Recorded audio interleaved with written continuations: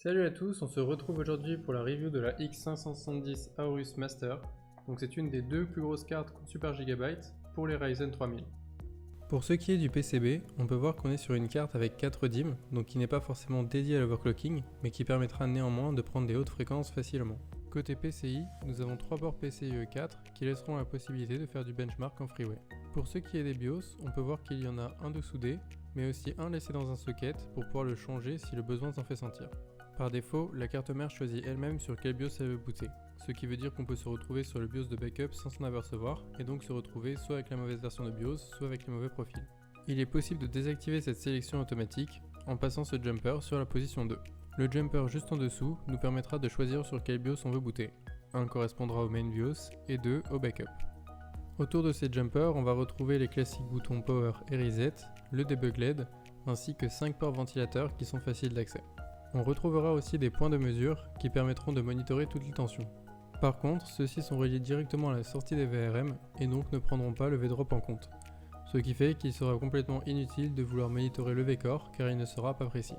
Pour ce qui est des VRM, on retrouve 12 phases d'alimentation dédiées au V-core, et le tout refroidi par 2 vrais radiateurs à ailettes. Ces radiateurs ont vraiment vocation à dissiper la chaleur, contrairement à tous les blocs que l'on retrouve en ce moment sur les cartes mères, qui ont plutôt tendance à étouffer les MOSFET. Sur le rear panel, on va retrouver le Clear CMOS qui permettra de réinitialiser la carte mère si on n'arrive pas à redémarrer, ainsi que le Q-Flash qui permettra de flasher le BIOS même s'il n'y a pas de CPU ou de RAM. Dans le BIOS, on va retrouver toutes les fonctions d'overclocking dans l'onglet Tweaker. Donc on va avoir dans un premier temps le BSLK, le ratio du CPU, ici le chargement du XMP, la fréquence mémoire, les timings mémoire, et toutes les tensions qui sont ajustables. La seule option importante qui va nous manquer sur cette page, c'est la fréquence de l'Infinity Fabric. Pour cela, il faudra aller dans Settings, AMD Overclocking, puis Infinity Fabric 2 fois. Inutile par contre de chercher les profils de BIAS, ils ne sont pas intégrés dans le BIOS. Aorus a mis à disposition EasyTune, un logiciel pour pouvoir overclocker directement depuis Windows. Le logiciel est assez lourd et requiert l'installation préalable de App Center. Il n'est donc pas vraiment destiné aux overclockers extrêmes. Dans l'onglet CPU, on aura accès au ratio et à tous les voltages qui sont présents dans le BIOS. Par contre, l'accès au BSLK sera bloqué. Dans l'onglet DDR, nous avons la possibilité de charger le profil XMP et de modifier la fréquence RAM.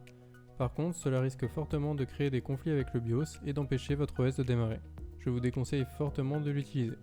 L'onglet Power vous permet de régler le LLC et l'OVP pour les deux tensions principales. Par contre, pour le réglage de l'OCP, c'est un petit peu plus confus. On ne sait pas si le réglage extrême définit une protection extrême, ou si c'est pour une utilisation extrême, ce qui voudrait dire qu'il n'y aurait plus vraiment de limite. Pour l'overclocking CPU, tout est très simple. Il suffira de mettre le CPU ratio que vous souhaitez ainsi que le V-core, puis de tester en temps réel. Par contre, ne vous fiez pas à la fréquence CPU indiquée par EasyTune. Il indique uniquement la fréquence de démarrage du soft. Vous pouvez vérifier sur CPU-Z que la fréquence est bien appliquée.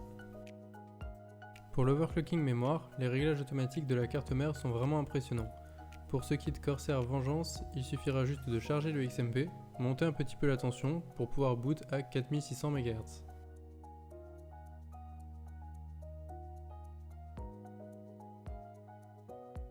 Pour ce qui est des timings mémoire sur cette carte mère, il y a un défaut majeur dans le BIOS.